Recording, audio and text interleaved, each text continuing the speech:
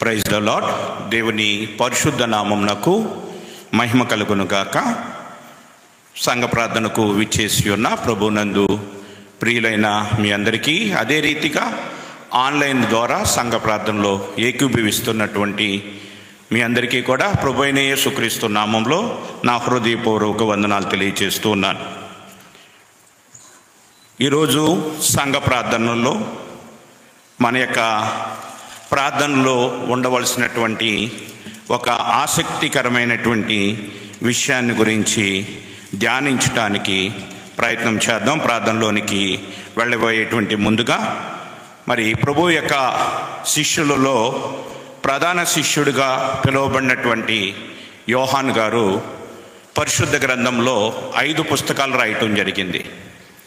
అందులో ఒకటి యోహాను సువార్త, 3 పత్రికలు, మొదటి పత్రిక, 2వ పత్రిక, 3వ పత్రిక, ఆ తర్వాత మరి చాలా ప్రాముఖ్యమైనటువంటి గ్రంథము అదే ప్రకటన గ్రంథం.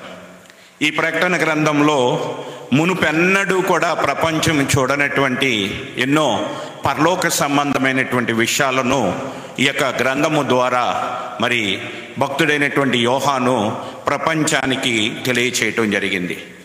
మరి ఆయన దర్శనంలో చూసినప్పుడు మరి పరలోకంలో అనేకమైనటువంటి విషయాలను అతను తెలుసుకొని వాటన్నిటినీ కూడా గ్రంథస్థం చేసి ఆ యొక్క మాటలను మనందరికీ కూడా అనుగ్రహించడం జరిగింది.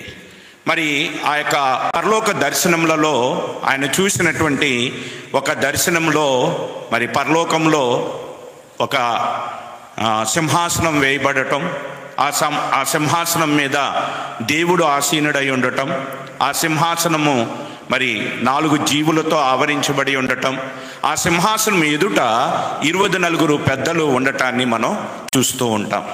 ఆ 24 పెద్దల యొక్క చేతులలో కొన్ని పాత్రలు కనబడుతున్నాయి.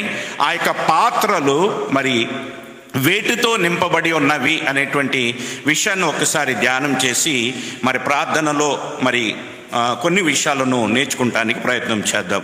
ప్రకటన గ్రంథము 5వ అధ్యాయము 8వ వచనాన్ని అందరం కలిసి చదువుకుందాం. ప్రకటన గ్రంథము 5వ అధ్యాయం 8వ వచనం. ఆయన దానిని తీసుకొనినప్పుడు ఆ 4 జీవులను, వీణలను, ధూపద్రవ్యములతో నిండిన సువర్ణ పాత్రలను పట్టుకొని ఉన్న ఆ 24 పెద్దలను ఆ గొర్రెపిల్ల ఎదుట సాగిల పడిరి. ఆ పాత్రలు పరిశుద్ధుల ప్రార్థనలు. అంటే మనం చేసేటువంటి ప్రార్థనలు అన్నీ కూడా దేవుని సముఖములో జ్ఞాపకము చేయబడుతున్నాయి అని చెప్పటానికే మరి భక్తుడైనటువంటి యోహాను ఈ యొక్క విషయాలను మనకు తెలియజేస్తూ ఉన్నాడు. మరి ఈరోజు ఆ యొక్క పరలోకమునకు చేరేటువంటిది, దేవుని ఎదుట జ్ఞాపకము చేసుకొనబడేటువంటి ప్రార్థన, ఆ యొక్క 24 పెద్దలు చేత పట్టుకొని ఉన్నటువంటి ఆ సువర్ణ పాత్రలలోనికి చేరి దేవుని యొద్దకు వెళ్ళదగినటువంటి ప్రార్థన మనం చెయ్యాలి అంటే మన ప్రార్థనలో ఉండవలసినటువంటి ఒక్క విషయాన్ని గురించి ఆలోచన చేద్దాం. చాలా విషయాలు ఉన్నాయి, ఆ విషయాలన్నింటినీ ధ్యానం చేయడానికి మనకు సమయం కొద్దిగా ఉన్నది కనుక ఒక విషయాన్ని గురించి ఈరోజు ఆలోచన చేయడానికి ప్రయత్నం చేసి తర్వాత ప్రార్థనలోనికి వెళదాం. మరి ఆ యొక్క విషయాన్ని గురించి ఆలోచన చేయటానికి చరిత్రలోనికి మనం వెళ్ళినట్లయితే, ఇశ్రాయేలీలు ఐగుప్తులో నుండి బయలుదేరి వస్తూ ఉన్నప్పుడు అనేక ప్రాంతముల గుండా వాళ్ళు వెళ్ళవలసి వచ్చింది.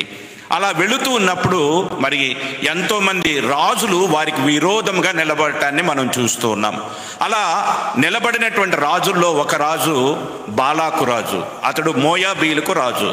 ఆ మోయాబు ప్రాంతం గుండా వెళ్ళవలసి వచ్చినప్పుడు బాలాకు రాజు వారిని తన దేశం గుండా వెళ్ళటానికి అతడు ఏమాత్రం కూడా అనుమతించలేదు. అంతేకాదు ఆ యొక్క ఇశ్రాయేల్ అయినటువంటి వారిని ఎలాగైనా ఓడించాలనేటువంటి ఉద్దేశంతో యుద్ధము చేసి వారిని ఓడించటానికి తనకి సామర్థ్యం లేదు కనుక, తనకి బలము లేదు కనుక అక్కడ ఉన్నటువంటి ప్రవక్త అయినటువంటి బిలాము చేత శపింపజేసి ఆ శాపము ద్వారా ఇశ్రాయేల్ అయినటువంటి వారిని జయించాలని అనేక రీతులుగా ఆ యొక్క బాలాకు రాజు ప్రయత్నం చేయటాన్ని మనం సంఖ్యాకాండంలో చూస్తూ ఉంటాం. ఆ రీతిగా ఎన్నో ప్రయత్నాలు చేశాడు. ఆ యొక్క బిలాము ప్రవక్త నిలవబెట్టి ఎన్నోసార్లు బిలాము ప్రవక్త నోటి ద్వారా శాపమును తెప్పించి ఆ శాపం ఇశ్రాయేలు మీదకి వెళ్ళినట్లుగా చేసి ఆ శాపము ద్వారా ఇశ్రాయేలు ఓడిపోయినట్లుగా మరి చేయటానికి బాలాకు రాజు చేయనటువంటి ప్రయత్నం అంటూ ఏదీ లేదు. కానీ అతడు చేసిన ప్రయత్నములన్నిటినీ కూడా దేవుడు ఏం చేస్తూ వచ్చాడంటే అవన్నిటినీ కూడా విఫలమవునట్లుగా చేశాడు. ఆ యొక్క ప్రయత్నములన్నీ కూడా నిష్ప్రయోజనం అయిపోయినాయి. అలా నిష్ప్రయోజనం అయిపోయిన తర్వాత ఆ యొక్క బిలాము బాలాకు రాజుకి ఒక విషయాన్ని తెలియచేశాడు. బాలాకు రాజుకి ఏమని తెలియచేశాడు అనేటువంటి విషయాన్ని మరి తెలుసుకొనుట కొరకు సంఖ్యాకాండము 25వ అధ్యాయము, పాత నిబంధన గ్రంథంలో 133వ పేజీ అండి. సంఖ్యాకాండము 25వ అధ్యాయము మొదటి 2 వచనాలను మనం చూసినట్లయితే, ఇశ్రాయేలీలు షిత్తూములో దిగి ఉండగా ప్రజలు మోయాబు రాండ్లతో వ్యభిచారము చేయసాగరి. ఆ స్త్రీలు తమ దేవతల బలులకు ప్రజలను పిలవగా వీరు భోజనము చేసి వారి దేవతలకు నమస్కరించిరి. ఇక్కడ దేవుడేమో వారి పక్షంగా శత్రువులతో యుద్ధం చేస్తున్నాడు. బాలాకు రాజుతో దేవుడు యుద్ధం చేశాడు. బాలాకు రాజు బిలాము ప్రవక్త ద్వారా ఇశ్రాయేలుని శపించాలని ప్రయత్నం చేస్తుంటే వారి పక్షంగా దేవుడు యుద్ధం చేస్తున్నాడు. దేవుడు వారి పక్షంగా చేస్తున్నటువంటి యుద్ధము ఎవరికి తెలియదంటే ఇశ్రాయేలీలకు తెలియదు. ఇశ్రాయేల్ అయినటువంటి వారిని శపించడానికి బాలాకు రాజు చేస్తున్నటువంటి ప్రయత్నముల గురించి ఇశ్రాయేలీలకు తెలియదు. ఆ రీతిగా వారికి తెలియకుండానే వారి పక్షముగా దేవుడు శత్రువులతో పోరాడుతున్నాడు. వారి పక్షముగా శత్రువులతో దేవుడు ఆనాడే కాదండి, ఈ రోజు కూడా తన ప్రజలైనటువంటి మన పక్షముగా మనకు తెలియకుండానే దేవుడు శత్రువులతో పోరాడుతూ ఉంటాడు. ఆ యొక్క విషయాలను మనం ఎక్కడ చూస్తామంటే ప్రకటన గ్రంథం 12వ అధ్యాయంలో చూస్తాం. ఇప్పుడు అది మన సందర్భం కాదు కనుక దానిని ఇప్పుడు ధ్యానం చేయట్లేదు. ఇక్కడ బాలాకు రాజుకి బిలాము చేసినటువంటి బోధ ఏమిటి అంటే, ఒకసారి ప్రకటన గ్రంథము 2వ అధ్యాయము 14వ వచనం, అయినను నేను నీ మీద కొన్ని తప్పిదములు మోపవలసి ఉన్నది. అవేమనగా విగ్రహములకు బలి ఇచ్చిన వాటిని తినునట్లును జారత్వము చేయునట్లును ఇశ్రాయేలీలకు యురి ఒడ్డమని బాలాకునకు నేర్పిన బిలాము బోధ. బాలాకుకు బిలాము బోధ చేశాడు. ఏమని బోధ చేశాడు? ఇశ్రాయేలీలకు ఉరి ఒడ్డాలి అంటే నేను శపించడం ద్వారా జరగదు, కాబట్టి వారిని జారత్వము చేయనట్లుగా విగ్రహములకు బలి ఇచ్చినటువంటి వాటిని తినునట్లుగా నీవు వారిని ప్రేరేపించినట్లయితే దేవుని యొక్క ఉగ్రత వారి మీదకి వస్తుంది కనుక వారిని నీవు సులువుగా జయించవచ్చు అనేటువంటి బోధను ఆ యొక్క బాలాకు రాజుకు తెలియచేశాడు. దానిని బట్టి బాలాకు రాజు ఆ యొక్క మోయాబు రాండ్లలో ఉన్నటువంటి చక్కటి వారిని అలంకరించి వారిని ఇశ్రాయేలు ఎదురుగా నిలవబెట్టి వారి అందము చేత ఇశ్రాయేలును ఆకర్షించి వారు వచ్చి వారు అర్పించినటువంటి బలి పశువుల యొక్క మాంసమును తిని వారి దేవతలకు మ్రొక్కి ఆ దేవతలతో కలుసుకొనున్నట్లుగా ఆ మోయాబు రాండ్లు ఆ యొక్క ఇశ్రాయేలును ప్రేరేపించడం జరిగింది.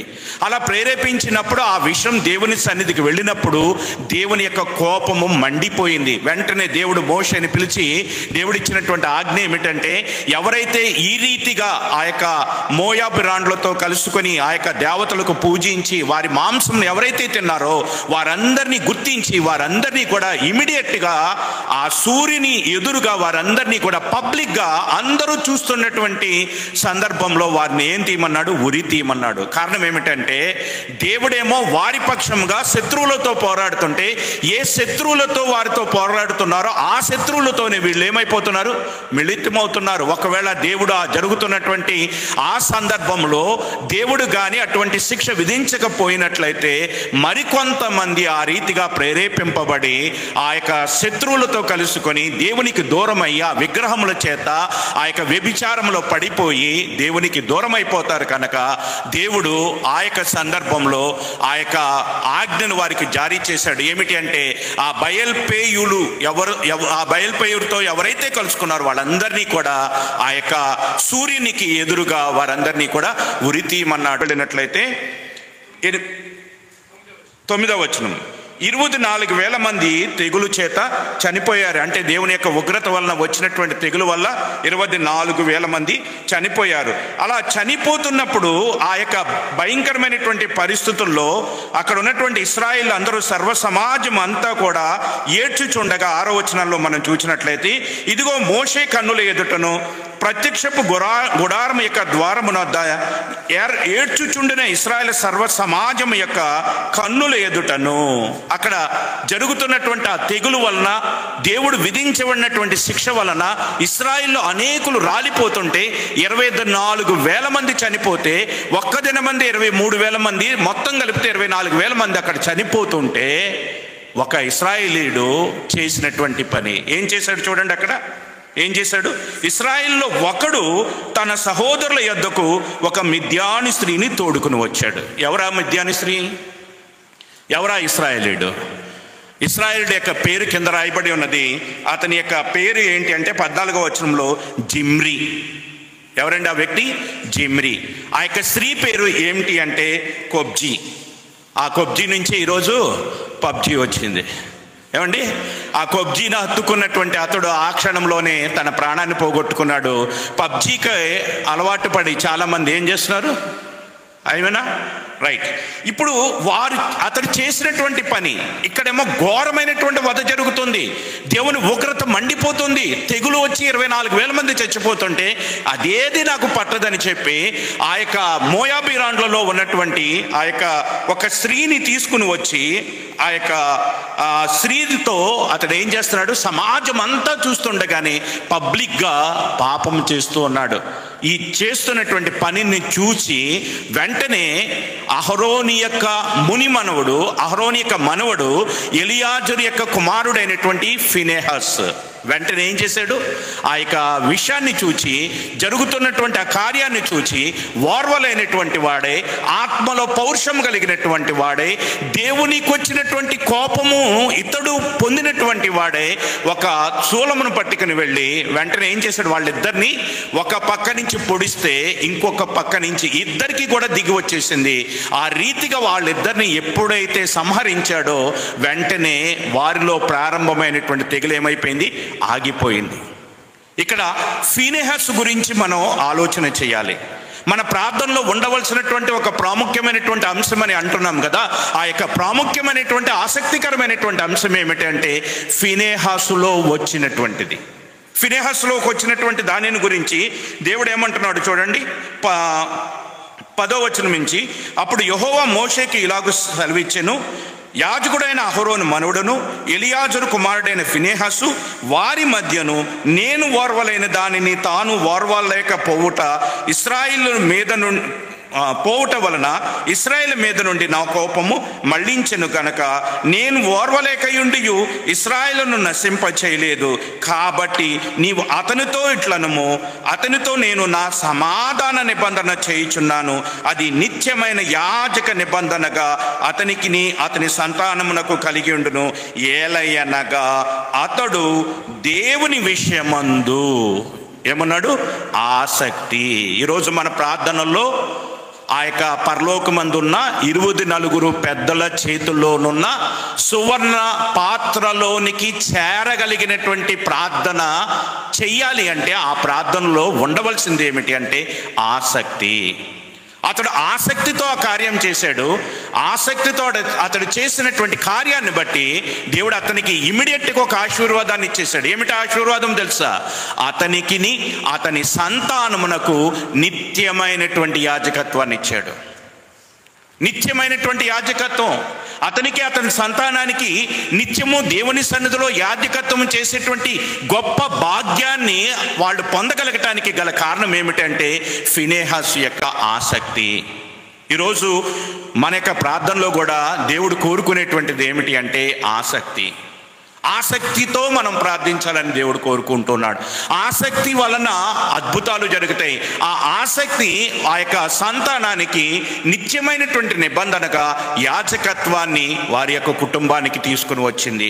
అదే రీతిగా మనం పరిశుద్ధ గ్రంథంలో చూసినప్పుడు భక్తుడైనటువంటి దావీదుకి తన చుట్టూ ఉన్నటువంటి శత్రువులందరి మీద విజయాన్ని తీసుకుని వచ్చి దావీదుని సింహాసనం మీద కూర్చుండి పెట్టిన తర్వాత 2 సమూయేలు గ్రంథము 7వ అధ్యాయంలో 2 సమూయేలు గ్రంథము 7వ అధ్యాయము 1వ వచనం నుంచి మనం చూసినట్లయితే, యెహోవా నలుదిక్కుల, సమయం లేదు కనుక నేను చదువుతున్నానండి.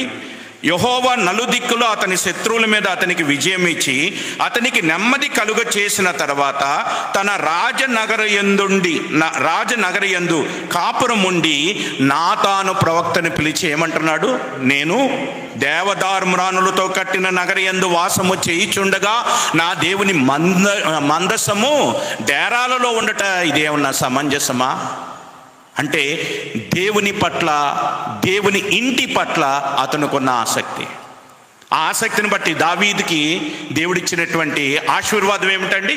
దావీదుకును దావీదు యొక్క సంతానానికి దేవుడు నిత్యము కూడా సింహాసనాన్ని ఏం చేశాడు? స్థిరపరిచాడు. అలా స్థిరపరచటాన్ని బట్టి వెంటనే దావీదు దేవుని సన్నిధిలోకి వెళ్ళి ప్రార్థిస్తున్నాడు, ప్రభువా ఇంతగా నన్ను దీవించటానికి, ఇంతగా నన్ను ఆశీర్వదించటానికి నేను ఏ పాటి వాడను. దావీదు యొక్క ఆసక్తి దావీదు కుటుంబం మీదకి ఆశీర్వాదాన్ని తీసుకువచ్చింది. ఒక ఫీనెహాసు యొక్క ఆసక్తి ఫీనెహాసు యొక్క కుటుంబం మీదకి దేవుని యొక్క యాజకత్వం అనేటువంటి ఆశీర్వాదాన్ని తీసుకొస్తే దావీదు యొక్క ఆసక్తి దావీదు యొక్క కుటుంబానికి నిత్యముగా మరి ఆ యొక్క సింహాసనము ఉండునట్లుగా చేస్తూ వచ్చింది. కాబట్టి మన యొక్క ప్రార్థనలో ఉండవలసినటువంటి ఒక ఆసక్తికరమైనటువంటి విషయం ఏమిటి అంటే అదే ఆసక్తి. యాకోబు రాసినటువంటి పత్రిక 5వ అధ్యాయము, యాకోబు రాసిన పత్రిక 5వ అధ్యాయము 17-18 వచనాలను చూసినట్లయితే, ఏలియా మన వంటి స్వభావం కలిగినటువంటి మనుషుడే వర్షింపకుండునట్లు అతడు ఆసక్తితో ప్రార్థించక. ఏలియా అటువంటి వాడంటండి. ఏలియా గురించి మనం ఏమనుకుంటాం? అబ్బా ఏలియా జీవితం వేరు, మన జీవితం వేరు. ఏలియా అగ్ని ప్రవక్త, దేవునితో ముఖాముఖిగా మాట్లాడినటువంటి వాడని ఏలియాను మనకంటే ఎక్కడో పెట్టి చూస్తాం. కానీ దేవుడు ఏమంటున్నాడు తెలుసా? ఏలియా కూడా మన వంటి వాడే. కానీ ఏలియాలో ఉన్నది మనలో లేనిది అంటే ఏలియాలో ఆసక్తి ఉంది. ఆసక్తితో అతడు ప్రార్థించాడు. అతడు ప్రార్థించినప్పుడు ఏం జరిగిందంట? వర్షింపకుండునట్లు అతడు ఆసక్తితో ప్రార్థన చేయగా 3.5 సంవత్సరముల వరకు భూమి మీద వర్షము కురవలేదు. ఆసక్తితో ప్రార్థించినప్పుడు అద్భుతములు చేయు దేవుడై ఉన్నాడు. మనలోనున్న ఆసక్తి అద్భుతాలను చేస్తోంది. అతడు ఆసక్తితో ప్రార్థించినప్పుడు 3.5 సంవత్సరాలు అక్కడ భూమి మీద వాన అనేటువంటిది కురవలేదని దేవుడు తెలియజేస్తున్నాడు. అదే రీతిగా అపోస్తుల కార్యములు 17వ అధ్యాయము, అపోస్తుల కార్యములు 17వ అధ్యాయము 10-11 వచనాలను చూసినట్లయితే, వెంటనే సహోదరులు రాత్రి వేళ పౌలును శీలను బెరయాకు పంపిని. వారు వచ్చి యూదుల సమాజ మందిరంలో ప్రవేశించిని. వీరు దెసలోనికలో ఉన్న వారి కంటే గనులయుండిరి గనక ఆసక్తితో వాక్యమును అంగీకరించి పౌలును శీలయు చెప్పిన సంగతులు అలాగున్నవో లేవో అని ప్రతిదినము లేఖనములను పరిశోధించుచుండిరి. ఎందుకని ఈ బెరయా సంఘస్థులను దేవుడు గనులు అని చెప్తున్నారంటే కారణము వారు దేవుని వాక్యము పట్ల ఆసక్తి. ఎంతటి ఆసక్తి అంటే పౌలంతటి వాడు వచ్చి వాక్యం చెప్పినా పౌలు చెప్పినటువంటి వాక్యము లేఖనాల ప్రకారం చెప్తున్నాడా లేదా అని వారు గుడ్డిగా నమ్మలేదు. కానీ లేఖనములను వాళ్ళు పరీక్షిస్తూ ఉన్నారు. అలా పరీక్షించడానికి గల కారణం ఏమిటంటే వారికి దేవుని వాక్యము పట్ల ఆసక్తి. అదే రీతిగా కొరింథీయులకు రాసిన 2వ పత్రిక 11వ అధ్యాయము, కొరింథీయులకు రాసిన 2వ పత్రిక 11వ అధ్యాయము 2-3 వచనాలను మనం చూసినట్లయితే, దేవాసక్తితో మీ ఎడల ఆసక్తి కలిగి ఉన్నాను. ఎందుకనగా పవిత్రురాలైన కన్యకగా ఒక్కడే పురుషునికి అనగా క్రీస్తునకు సమర్పింపవలనని మిమ్మల్ని ప్రదానము చేసి తిని గాని సర్పము తన కుయుక్తి చేత అవ్వను మోసపరిచినట్లు మీ మనసులను చెరపబడి క్రీస్తు ఎడలనున్న సరళత నుండి పవిత్రత నుండి ఎట్లయినను తొలగిపోవునేమో అని భయపడుచున్నాను. ఎటువంటి ఆసక్తి కలిగి ఉన్నాడు సంఘం పట్ల? అయినా దేవాసక్తిని కలిగి ఉన్నాడు. దేవుడికి సంఘం పట్ల ఎటువంటి ఆసక్తి కలిగి ఉన్నదో అటువంటి ఆసక్తిని కలిగి ఉన్నాడు. అంతేకాదు ఆ ఆసక్తి ఎంత గొప్పగా ఉంటుంది అంటే ఆ యొక్క సంఘము కొరకు అవసరమైతే తన ప్రాణమును ఏమాత్రము కూడా ప్రియమైనదిగా నేను ఎంచుకోనట్లేదు అంటున్నాడు. అపోస్తుల కార్యం 20వ అధ్యాయము 24వ వచనం. అయితే దేవుని కృపా సువార్తను గురించి సాక్ష్యం ఇచ్చుటయందు నా పరుగును నేను ప్రభువైన యేసు వలన పొందిన పరిచర్యను తుది ముట్టించవలనని నా ప్రాణము ఎంత మాత్రమును ఏమనుకుంటున్నాడు? ప్రియమైనదిగా ఎంచుకోవట్లేదు. ఆ యొక్క సంఘము కొరకు, ఆ పరిచర్య కొరకు తన ప్రాణాన్ని అర్పించడానికి కూడా అతడు ఏమాత్రము వెనుకాడట్లేదు. ఎందుకంటే సంఘము పట్ల అతడు ఎంతో ఆసక్తి కలిగినటువంటి వాడిగా కనబడుతున్నాడు. నీ ఇంటిని గుర్చిన ఆసక్తి నన్ను భక్షించుచున్నది. అంతేకాకుండా తన ప్రజలైనటువంటి ఇశ్రాయేలుల పట్ల కూడా గొప్ప ఆసక్తి కలిగి తన ఆసక్తిని ఈ రీతిగా వ్యక్తపరుస్తున్నాడు. రోమీలకు రాసినటువంటి పత్రిక 9వ అధ్యాయము, రోమీలకు రాసిన పత్రిక 9వ అధ్యాయము 1వ వచనం నుంచి మనం చూసినట్లయితే, నాకు బహు దుఃఖమును నా హృదయములో మానని వేదనయు కలవు. క్రీస్తునందు నిజమే చెప్పుచున్నాను, అబద్ధమాడుట లేదు. పరిశుద్ధాత్మయు నా మనస్సాక్షి నాతో కూడా సాక్ష్యం ఇచ్చుచున్నది. సాధ్యమైన ఎడల దేహ సంబంధులైన నా సహోదరుల కొరకు నేను క్రీస్తు నుండి వేరై శాపగ్రస్తుడు. ఏం కోరుకుంటున్నాడు చెప్పండి? అతనుకున్న ఆసక్తి ఎటువంటిది? తన ప్రజలందరూ కూడా రక్షింపబడటానికి ఒకవేళ దేవుడు నన్ను నరకంలో పడమంటే నేను సిద్ధంగా ఉన్నాను. క్రీస్తు నుండి వేరై నేను ఆ యొక్క శాపగ్రస్తుని అవటానికి కూడా నేను సిద్ధంగా ఉన్నాను. అంటే తన ప్రజల పట్ల అతనికి ఆసక్తి. ఇంకా ఈ రీతిగా పరిశుద్ధ గ్రంథంలో చూసుకుంటూ వెళితే, ఈ పరిశుద్ధ గ్రంథంలో దేవుడు ఎవరినైతే గొప్ప గొప్ప భక్తులుగా మనకు పరిచయం చేశారో వారందరిలో కూడా ఉండేటువంటిది దేవుని పట్ల అత్యధికమైనటువంటి ఆసక్తి. కొరాహు కుమారుల యొక్క ఆసక్తి ఏమంటున్నాడు? దుప్పి నీటి వాగుల కొరకు ఆశపడినట్లు దేవా నా ప్రాణము నీ కొరకు ఆశపడుచున్నది. జీవం గల దేవుణ్ణి దర్శించుటకు నా హృదయము ఆశతో తృష్ణగొనుచున్నది అంటున్నాడు. ఈ రీతిగా భక్తుల యొక్క జీవితాలను మనం చూసినప్పుడు వారి జీవితంలో వారికి ఉన్నటువంటి ఆసక్తిని బట్టి దేవుడు వారిని ఎంతగానో హెచ్చించాడు. వారి కుటుంబాలను దేవుడు ఎంతగానో ఆశీర్వదించాడు. దేవుని యొక్క సన్నిధిలో మనము ఆసక్తితో చేసేటువంటి ప్రార్థన దేవుని సన్నిధికి చేరి దేవుని యొద్ద నుండి మన ప్రార్థనలకు ప్రతిఫలమును అనుగ్రహిస్తూ ఉంటుంది. కాబట్టి మనకి సమయం కొద్దిగా ఉన్నది కనుక కొన్ని విషయాలను గురించి మనం ఆలోచన చేసాం. మొట్టమొదటిగా ఒక ఫినేహస్ యొక్క ఆసక్తి అతని కుటుంబానికి శాశ్వతమైనటువంటి ఆ యొక్క యాజకత్వం అనేటువంటి ఆశీర్వాదాన్ని ఇస్తే, దావీదు యొక్క ఆసక్తి దావీదు యొక్క కుటుంబానికి మరి చిరకాలము సింహాసనాన్ని ఇచ్చింది. అదే రీతిగా మరి పౌలు యొక్క ఆసక్తి ఆ యొక్క సంఘం పట్ల, తన యొక్క ప్రజల పట్ల తనకున్నటువంటి ఆసక్తి మరి పౌలును ఎంతటి గొప్పవాడిగా దేవుడు మన ముందు నిలవబెట్టాడు అంటే, నేను క్రీస్తుని పోలి నడుచుకున్న ప్రకారము మీరు నన్ను పోలి నడుచుకోనమని చెప్పగలిగినటువంటి వాడు ఒకే ఒక్కడండి.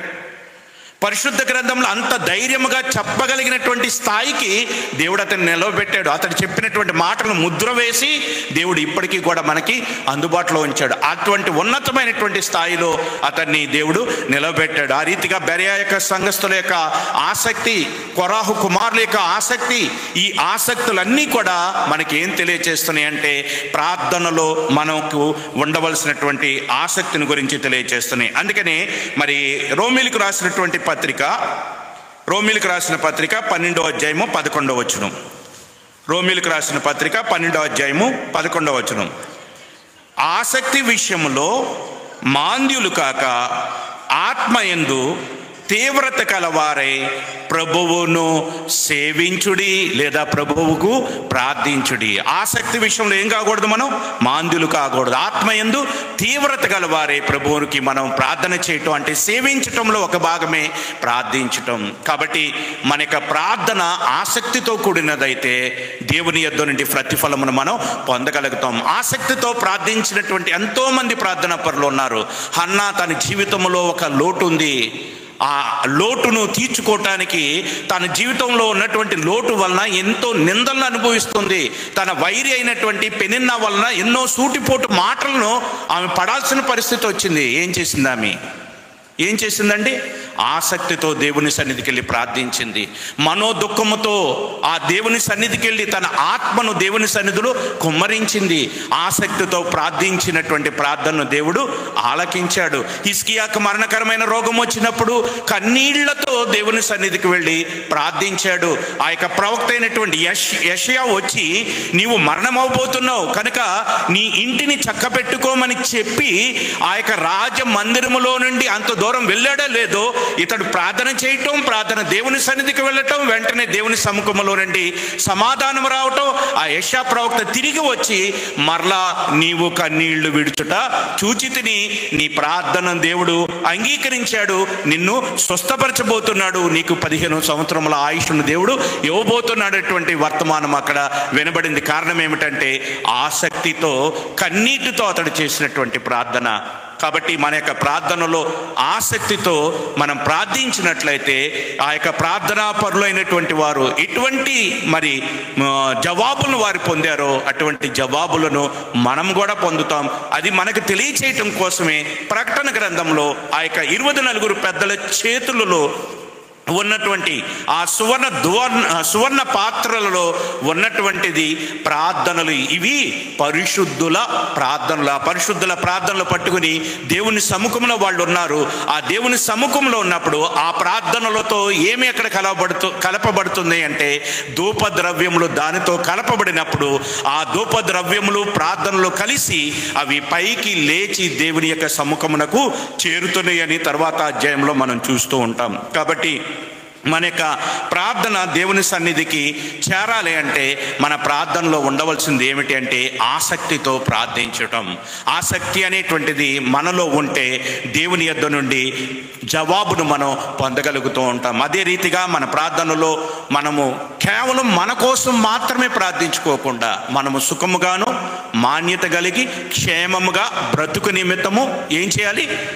మనుషులందరి కొరకు, రాజుల కొరకు, అధికారుల కొరకు మనం ప్రార్థించే వారంగా ఉండాలి. అందుకనే కీర్తన గ్రంథం 41వ అధ్యాయంలో బేదలను కనికరించువాడు ధన్యుడు. బేదలు అంటే తమ గురించి తాము ప్రార్థన చేసుకోలేని వారు, రక్షణ లేనటువంటి వారు, మారు మనసు లేనటువంటి వారు, మరణశయ్యముల మీద ఉన్నటువంటి వారు, ఇబ్బందుల్లో ఉన్నటువంటి వారు, కృంగిపోయినటువంటి వారు, అటువంటి పరిస్థితుల్లో ఉన్నటువంటి వారిని జ్ఞాపకం చేసుకుని వారి గురించి కూడా మనము ప్రార్థన చేయవలసినటువంటి వారంగానున్నాం. ఇతరుల గురించి మనం ఎంతగా ప్రార్థన చేస్తే మన ప్రార్థన దేవుని దగ్గరికి అంతగా వెళుతుంది. ఎల్లప్పుడూ మన గురించి మనమే కాదు, మన ఆత్మరక్షణ కొరకు, మన నిలబట్టు కోసం మనం ప్రార్థించుకోవాలి.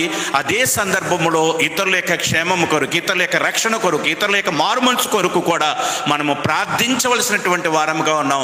అలా ప్రార్థించవలసినటువంటి భారాన్ని దేవుడు సంఘముగా మన మీద పెట్టి ఉన్నాడు కనుక ఈ విషయాలన్నిటినీ జ్ఞాపకం చేసుకొని ఆసక్తితో ప్రార్థించడానికి మనందరము కూడా ప్రయత్నం చేద్దాము. అలా ఆసక్తితో ప్రార్థించేటప్పుడు ఏలియా చేసినటువంటి ప్రార్థన జ్ఞాపకం చేసుకోనండి. ఏమంటున్నాడు? ఏలియా మన వంటి స్వభావం కలిగినటువంటి వాడే.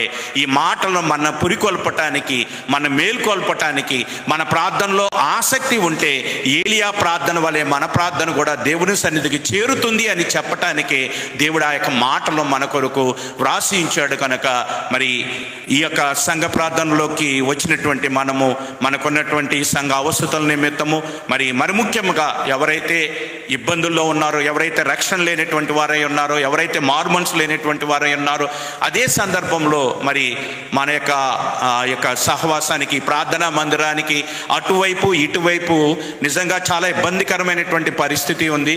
మరి వారిని కూడా మనం జ్ఞాపకం చేసుకుందాం. కొన్ని సంవత్సరాల క్రితం నేను కొంతమంది ప్రార్థన చేయటం విన్నాను. వాళ్ళు ప్రార్థన చేస్తున్నప్పుడు దాదాపు ఒక 10-15 ఏళ్ల క్రితం వాళ్ళు ప్రార్థన చేస్తున్నప్పుడు వాళ్ళ ప్రార్థనలో ప్రభువా సినిమా హాల్స్ అన్నీ మూసివేయబడాలి. ఈ విజయవాడలో నిజమే, విజయవాడలో ఎన్నో సినిమా హాల్స్ ఉండేవండి. నేను చదువుకునేటప్పుడు లెక్క ఎంత అంటే దాదాపు 51 సినిమా హాల్స్ ఉండేటువంటి.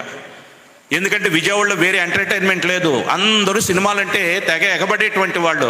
ఆ పరిస్థితుల్లో మరి కొంతమంది సేవకులు ప్రార్థించినప్పుడు నేను అనుకున్నాను, ఏం మనసులో బయటకు చెప్పలేదు కానీ, సినిమా హాల్స్ మూయించేయమనంటే అది ఎలా సాధ్యమవుతుందని అనుకున్నాను. కానీ మన కళ్ళ ఎదుట చూస్తూ ఉన్నాం.